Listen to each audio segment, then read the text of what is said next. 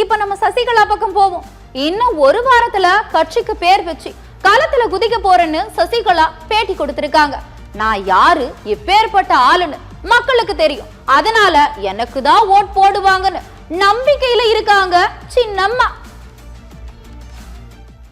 அதனாலதான் நிச்சயமா எங்களுடைய பார்ட்டிசிபேஷன் அது பேசிக்கிட்டு இருக்கோம். நல்லபடியான ரொம்ப குறுகிய காலம் இருக்கு. அதை பத்தி பரவாயில்ல, என்ன தெரியும், தமிழ்நாட்டு மக்களுக்கு நல்லா தெரியும். அதனால ஒரு பிரச்சனை இருக்கு. அதுன்னு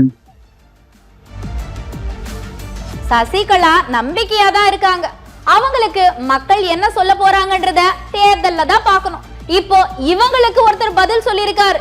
அதாவது என்னன்னா, அதிமுகங்கிற மலையோட மோதுனா தலைதான் உடையும் அப்படின்னு புதுசா கட்சி தொடங்கி இருக்கிற சசிகலாவுக்கு முன்னாள் அமைச்சர் வைகை செல்வன் வார்னிங் எல்லாம் கொடுத்திருக்காரு. சசிகலா புதிய கட்சி கொடியை அறிவிச்சிருக்காங்களா? அது தமிழக அரசியல் களத்துல என்ன மாதிரியான மாற்றங்கள் இல்ல, அண்ணா திராவிட முன்னேற்ற கழகம் மிகப்பெரிய இயக்கம். அது ஒரு மலை. அந்த மலையோடு மோதினால் தலைதான் உடையும், அவ்வளவுதான், வேற ஒண்ணும் இல்லை. ஏனென்றால் தொண்டர்களால் கட்டி அமைக்கப்பட்ட இயக்கம். சசிகலா ஒரு பக்கம்னா நான் என்ன பாவம் செஞ்சேன்னு ஓபிஎஸ் கேக்குறது வேடிக்கையா இருக்குன்னு சொல்லி அவர் செஞ்ச துரோகங்களை 1, 2, 3 லிஸ்ட் போட்டிருக்காரு வைகை செல்வன். ஓபிஎஸ் என்ன தவறு செஞ்சேன் அப்படின்னு சொல்லி சொன்னாங்க. ஆமா, என்ன ஒரு மனநிலையில இந்த மாதிரி ஒரு வார்த்தைகள் வரும் அப்படிங்கிறது எப்படி? இல்ல, அதாவது அண்ணா திராவிட முன்னேற்ற கழகத்தினுடைய ஆட்சியை அகற்ற வேண்டும் என்பதற்காக சட்டமன்றத்தில் எதிர்த்து வாக்களித்தார். இரண்டாவதாக தலைமை கழகத்தை அடித்து நொறுக்கினார். மூன்றாவதாக அண்ணா திராவிட முன்னேற்ற கழகம் இது எனக்கு சொந்தம் என்று சொல்லி பல்வேறு வழக்குகளை அவர் போட்டிருக்கிறார். அந்த வழக்குகள் நிலுவையில் இருக்கிறது.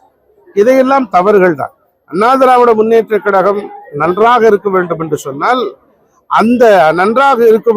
சொன்னால் அந்த பணிகளிலே தானும் இணைந்து கொள்ள வேண்டும். இடையூறாக இருந்து அண்ணா திராவிட முன்னேற்ற கழகத்தை நசுக்கி அதை அடித்து நொறுக்கி அண்ணா திராவிட முன்னேற்ற கழகத்தின் நம்பிக்கையில்லா தீர்மானத்தின் மூலமாக வாக்களித்து அதை ஆட்சி கவிழ வேண்டும் என்று நினைப்பவர்கள் அண்ணா திராவிட முன்னேற்ற கழகத்தின் வளர்ச்சிக்கானவர்களா?